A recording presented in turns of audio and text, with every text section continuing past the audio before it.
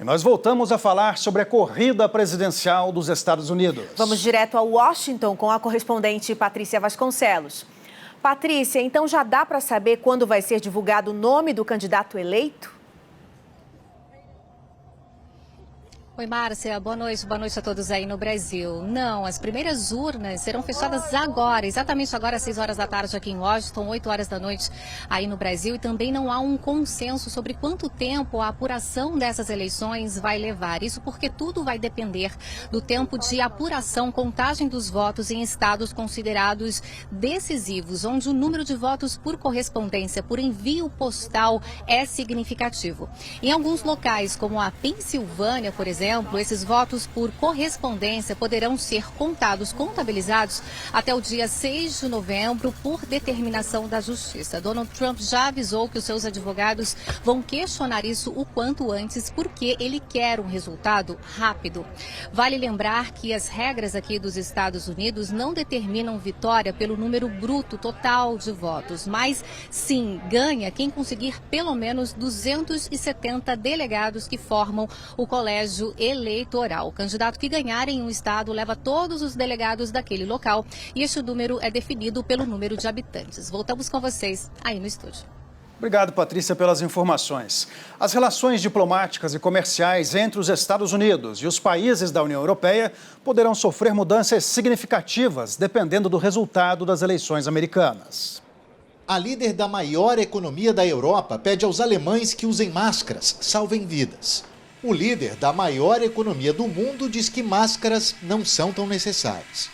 Ela exalta a ciência. Ele desafia. A pandemia só acentuou as diferenças. Há 3 anos, Donald Trump se recusou a atender os pedidos dos repórteres para um aperto de mãos com Angela Merkel durante uma visita dela à Casa Branca. Seja Trump ou seja Biden, os Estados Unidos vão continuar lutando por seus interesses. As diferenças para muitos governos europeus são o extremismo e a visão de mundo do atual presidente. Inimigo foi o adjetivo que ele usou há 2 anos para falar sobre a União Europeia. A posição de Donald Trump não é só contrária à de Joe Biden, antigo defensor do multilateralismo, mas também uma quebra de uma relação estável dos europeus com os Estados Unidos, seja com democratas, seja com republicanos. A lista de desavenças, no entanto, só cresceu nos últimos anos e mostra que a União Europeia está mais próxima da agenda de Biden. Alguns exemplos: a decisão de sair do Acordo do Clima de Paris, de abandonar a Organização Mundial da Saúde, da qual os Estados Unidos eram os maiores doadores, a retirada do acordo nuclear do Irã, que aumentou as tensões com o país, e a recente investida em retirar as tropas norte-americanas da Alemanha, algo visto pelos alemães como uma manobra que vai enfraquecer a OTAN, a aliança militar do Atlântico Norte.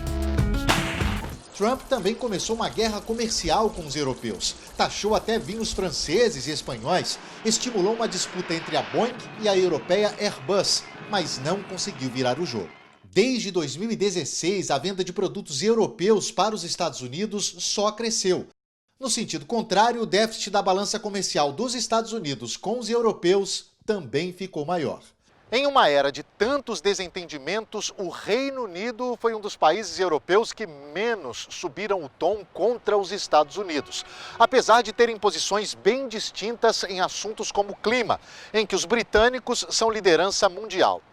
Donald Trump é o principal aliado externo do atual governo britânico para concretizar o divórcio com a União Europeia. Ele sempre foi a favor do Brexit e prometeu ao Reino Unido um acordo comercial para compensar a separação. A ex-primeira-ministra Theresa May foi a primeira a visitá-lo na Casa Branca. Na última vez que veio a Londres, Trump ganhou uma visita de Estado e não se preocupou com os protocolos diplomáticos, como não deixar a rainha esperando nem andar na frente dela. Biden, por outro lado, se opôs ao Brexit. A família do democrata é de origem irlandesa e ele já disse que é contra o plano de Boris Johnson de um controle alfandegário entre a República da Irlanda, parte da União Europeia, e a Irlanda do Norte, parte do Reino Unido. Tanto o bloco europeu quanto Biden acham que isso pode minar o acordo de paz que deu fim a 3 décadas de disputa armada. Se os europeus votassem, Biden seria franco favorito, de acordo com uma pesquisa feita pelo Instituto YouGov no mês passado em 7 países europeus. 58% entre os italianos é o menor patamar de apoio para o democrata, que tem 80% entre os dinamarqueses.